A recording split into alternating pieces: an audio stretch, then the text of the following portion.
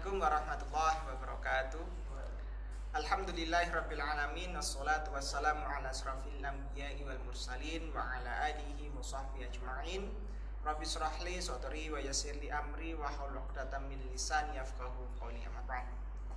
Kepada warga SMA Muhammadiyah 5 Yogyakarta, alhamdulillah pada kesempatan yang sangat berbahagia ini kita bisa melanjutkan kegiatan ibadah Ramadan kita, yaitu dengan melaksanakan pesantren kilat di SMA Muhammadiyah 5 Yogyakarta secara daring melalui akun YouTube.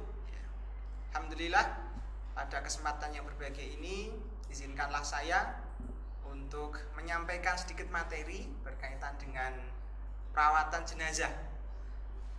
Allah berfirman dalam surah Ali Imran ayat 185 yang berbunyi, a'udzubillahi minasyaitonirrajim, kullu nafsin dha'iqatul maut wa innama tuwaffawna ujurakum aw yaumal qiyamah faman zuhziha 'anil nar wa adkhilal jannah faqad faz wa mal hayatud dunya illa mata'ul ghurur.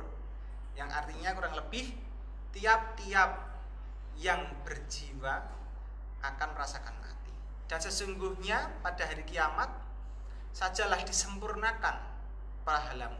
Barang siapa dia dijauhkan dari neraka dan dimasukkan ke dalam surga, maka sungguh ia telah beruntung. Kehidupan dunia itu tidak lain hanyalah kesenangan yang memperdayakan. Tentunya kita sebagai manusia, sebagai yang berjiwa, pasti insya Allah dan pasti ya akan merasakan mati. Oleh karenanya kita dalam umat muslim ada tuntunan-tuntunan yang harus dan kita laksanakan untuk perawatan ketika kita sudah, atau mungkin saudara kita, atau mungkin juga sanak famili kita yang mungkin ketika besok wafat, tentu kita harus tahu perawatan jenazah. Ya, yang pertama tentu hukum pelaksanaan perawatan jenazah ini semuanya adalah fardu kifayah. Maksudnya adalah fardu kifayah itu ketika sudah dilaksanakan oleh sekelompok kaum atau segolongan kaum, maka tidak berdosa ketika kaum yang lain tidak melaksanakannya. Ya, secara umum bahwa perawatan jenazah itu terbagi menjadi 4, yaitu yang pertama adalah memandikan jenazah. Kemudian yang kedua adalah mengkafani si jenazah. Kemudian yang ketiga adalah mensolatkan, dan yang terakhir adalah menguburkannya. Yang pertama, cara perawatan jenazah ya ini sesuai dengan hadis Rasulullah ya. Yang pertama, mandikan, iksilu bima in wasidrin. Mandikanlah dia jenazah dengan air serta dan darah atau sabun. Hadis riwayat Bukhari dari Ibnu Abbas. Itu yang pertama dalilnya. Dan yang kedua, mengkafani, yaitu dari hadis riwayat Abu Dawud dari Ali bin Abi Thalib ya, yang artinya janganlah kamu berlebih-lebihan untuk kafan, karena sesungguhnya kafan itu akan hancur. Kemudian yang ketiga adalah mensolati ya, sallu ala mautakum. Solatlah jenazah. Solatkanlah jenazah kalian, dari Ibnu Majah. Dan yang terakhir, menguburkan, yaitu sesuai dengan hadis yang diriwayatkan oleh Imam Muslim dari Abu Hurairah ya. Dari hadis tersebut, hendaklah kamu segerakan mengubur jenazah, karena jika orang itu sholih maka mendekatkannya kepada kebaikan, dan jika ia bukan orang sholih atau orang yang tidak baik, orang baik, supaya kejahatan itu lekas terbuang dari tanggunganmu. Hadis riwayat Muslim dari Abu Hurairah. Dan yang pertama ya, yaitu memandikan jenazah. Memandikan jenazah ini hukumnya secara umum ya semuanya adalah fardu kifayah. Ya. Syarat-syarat yang wajib ya dilalui atau dipenuhi orang atau jenazah itu atau yang sedang meninggal. Dan yang pertama jelas adalah beragama Islam. Beragama Islam, jenazah itu harus beragama Islam. Dan yang kedua adalah didapati tubuhnya walaupun sedikit. Kemudian yang ketiga adalah bukan mati syahid ya. bukan orang yang dalam keadaan syahid.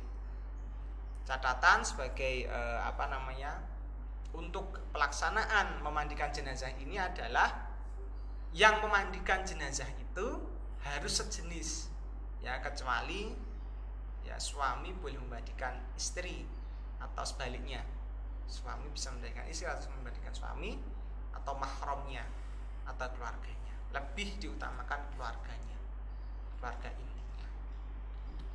Kemudian Rasulullah bersabda dari Aisyah yang artinya barang siapa memandikan mayat dan dijaganya kepercayaan, tidak dibukankannya kepada orang lain apa-apa yang dilihat pada mayat itu, bersihlah ia dari segala dosanya seperti keadaan sewaktu dilahirkan oleh ibunya.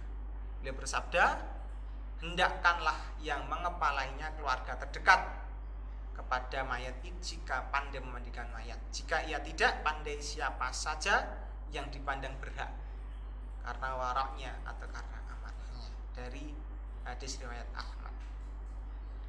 Kemudian yang kedua adalah mengkafani. Mengkafani jenazah ini maksudnya adalah membungkus jenazah dengan kain kafan. Tentu ini untuk jumlahnya berbeda, ya. Untuk jumlahnya berbeda. Kain kafan yang diperoleh dengan cara yang halal, yakni diambil dari harta peninggalan jenazah jika ia meninggalkan jenazah. Ketika tidak, ya nanti diambilkan mungkin bisa dari lembaga-lembaga, seperti bisa dari masjid dan lain sebagainya. Nah, ini hendaklah berwarna putih, bersih dan sederhana. Ya. Rasulullah bersabda yang artinya, berpakaianlah kamu dengan pakaianmu yang berwarna putih, karena pakaian putih itu merupakan pakaian terbaikmu, dan kafanilah mayat kamu dengan kain putih itu. Dari hadis riwayat Tirmizi. Kemudian untuk mengkafaninya seperti yang saya sampaikan, Bapak sampaikan di awal, bahwa jumlahnya akan berbeda. Kalau untuk laki-laki, ya minimal dibungkus dengan 3 kain kafan yang tiap lapisnya menutupi seluruh tubuhnya. Kemudian untuk wanita itu ada 5 lembar kain kafan, yaitu kain basahan, baju, tutup kepala, kerudung atau cadar, dan kain kafan yang menutupi seluruh tubuhnya, dibalut oleh seluruh tubuhnya. Ada 5. Jadi kalau untuk putra itu 3, atau laki-laki 3, kalau untuk putri itu 5. Kemudian tentu cara mengkafani dari jenazah itu ya ditempelkan kapas, ya, secukupnya pada bagian muka jenazah, pusarnya, alat kelaminnya dan duburnya. Kemudian setelah itu dibalut dengan kafan yang sudah yang di awal tadi sampai rapi, lalu diikat, ya, atas 4, ya, ada 4 bagian: atas, kepala, lengan, lutut dan ujung kaki, mata kaki. Kemudian yang ketiga yaitu mensolatkan, ya, ini kan fardu kifayah, ya. Dari hadis dari Ibnu Abbas, ya, bahwa aku mendengar Rasulullah bersabda, orang Islam yang mati lalu jenazahnya disolatkan oleh 40 orang muslim yang tidak musyrik, maka Allah menerima syafaat mereka terhadap jenazah tersebut. Ini syarat-syarat sah sholat jenazah. Yang pertama adalah seseorang yang mensolatkan harusnya orang yang Islam, suci dari hadas besar maupun kecil, suci badan, suci pakaian, tempat dari najis, menutup aurat dan menghadap kiblat. Dan yang kedua, sholat jenazah dilakukan setelah jenazah dimandikan dan dikafani, setelah suci. Kemudian dikafani baru disolatkan. Kemudian yang ketiga, letak mayat di sebelah kiblat orang mensolatkan, terkecuali kalau jenazah itu dilakukan di atas kubur, ya, tidak, atau sholat gaib yang sudah dikuburkan atau tidak dalam satu majelis, maka langsung hadap kiblat. Untuk pelaksanaan sholat jenazah ini ada 4 kali takbir, ya. Tentu yang pertama adalah niat mensolatkan jenazah, kemudian takbir yang pertama Allahu Akbar, Al-Fatihah. Kemudian yang kedua Allahu Akbar, sholawat Nabi. Kemudian yang ketiga, takbir yang ketiga doa, itu doa untuk si mayit, ya. Kalau untuk putri itu firlah, Allahumma firlah. Kalau untuk putra firlah, sampai akhir. Kemudian yang takbir yang keempat itu doa Allahumma la tahrimna atau Allahumma la ajrahu wala taftinna ba'dahu waghfir lana ba'dahu. Atau ada yang dalam pelaksanaannya ada yang kemudian takbir yang ketiga, setelah takbir yang ketiga waghfir lahu sampai di kemudian Allahumma la tahrimna. Kemudian yang keempat takbir langsung salam. Itu ada juga demikian. Kemudian yang terakhir yaitu menguburkan jenazah. Ya, ini jenazah dikuburkan setelah dimandikan, kemudian dikafani, kemudian setelah disolatkan. Fardu kifayah, ya, hukumnya sama fardu kifayah. Nah, ini sesuai dengan hadis Rasulullah dari hadis riwayat al-jamaah, segerakanlah jenazah itu dikuburkan jika ia dalam keadaan soleh maka cepat mendapatkan pahala ganjaran kebaikan. Jika ia tidak dalam kondisi baik atau tidak soleh, kurang baik, maka ia cepat meninggalkan kejelekan dari pundak-pundak kamu semua.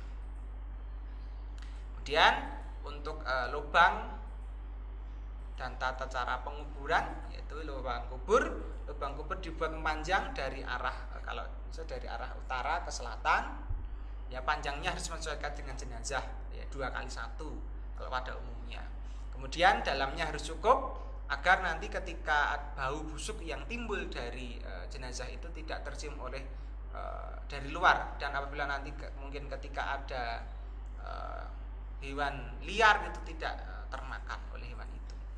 Kemudian bagian dasar kubur hendaknya dibuatkan lubang lahat, yakni lubang untuk meletakkan jenazah, jadi agak ke dalam seperti itu.